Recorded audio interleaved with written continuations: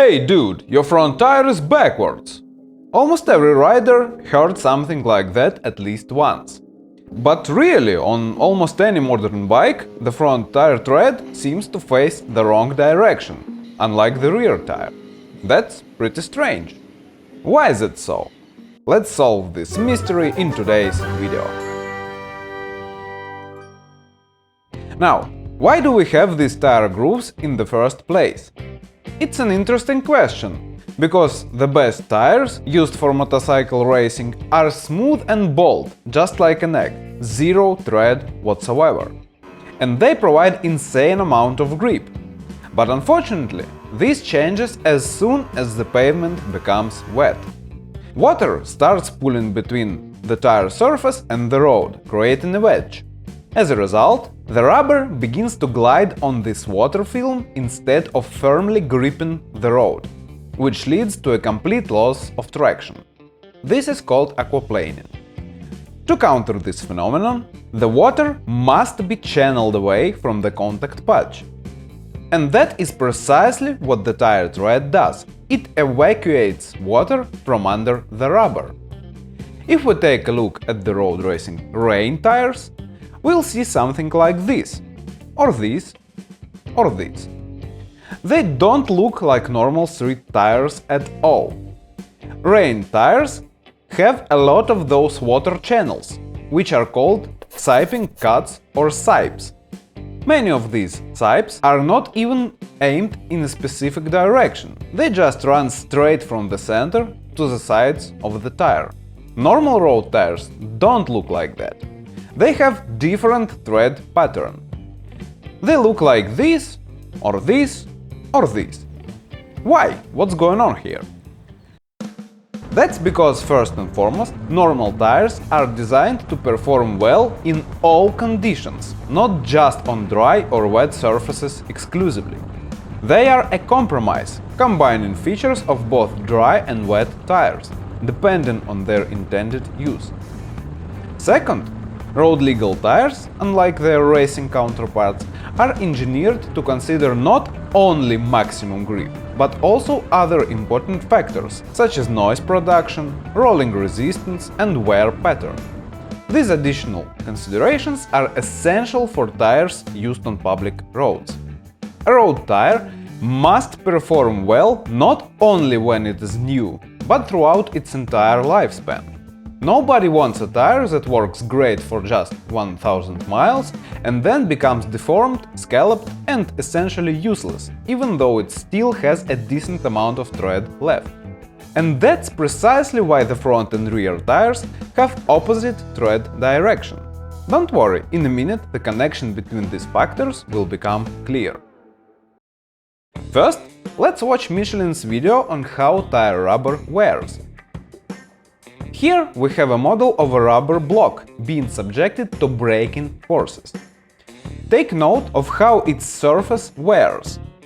By the way, under acceleration it will wear the same, with the only difference being the wear will occur from the other side. We can observe a similar wear pattern on off-road oriented tires with big blocks of rubber. Eventually they become more and more rounded.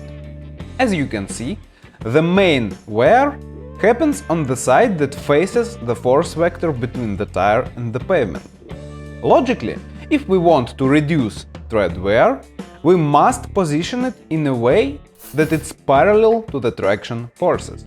And that is precisely what we can see on most road tires.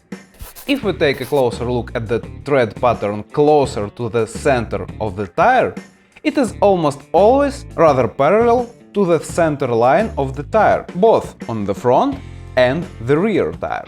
As the tread grooves move towards the edges of a tire, they become more and more perpendicular to the center line. And there is a simple explanation for that too. As the bikes lean further and further to the edge of the tire, it experiences more and more lateral force. As we can see here, for example, at full lean, the forces in the contact patch are almost perpendicular to the center line of the tire, which is why the tread grooves are also perpendicular. This pattern again applies to both the front and rear tires. So, we have established the direction of friction forces in the center and the very edges of a tire. But what about all the regions in between? Here we have a mix of lateral and longitudinal forces. Now we are very close to our answer on why the front and rear tires are facing opposite directions. On the rear tire, we have cornering forces as lateral forces and acceleration as a longitudinal force. So typically, the rear tire contact patch experiences some kind of mix of those forces. For example, when we accelerate out of a corner. On the other hand, the front tire experiences cornering forces as lateral and braking as a longitudinal force, along with their mix in between, for example, when we use trail braking into the corner. In those in-between regions of the tire, tread grooves are made to be parallel to those typical friction forces, for the purpose of even wear. And since the rear tire typically accelerates the bike and the front one stops it, it becomes obvious why their respective tread patterns face opposite directions. The exact angle and configuration of tire grooves are based on the intended use of a tire and determined through testing. For example, here we have a nice picture from the Bridgestone website, where they show us how they figured out the tread pattern for one of their tires by analyzing the wear pattern and force direction on the tire. This helps them design a tread pattern that lasts longer. As I mentioned earlier, the specific tread pattern is influenced by several factors, including noise level reducing, rolling resistance, the balance between dry and wet conditions, the tire compound and typical pressure settings. That's why we have such a huge selection of different tires to cater to various needs. However, the core reason why the front tire faces the opposite direction is that it experiences different forces compared to the rear tire. Its tread is designed in a way that ensures even wearing throughout the life of the tire, considering the forces it encounters during braking and cornering. So, next time someone tells you that you have your front tire backwards, you can confidently explain why they are mistaken. I can almost guarantee that after that, they will never bother you with such question again. Thanks to this video, you now have the knowledge to set the record straight. So make sure to subscribe and set to always receive notifications.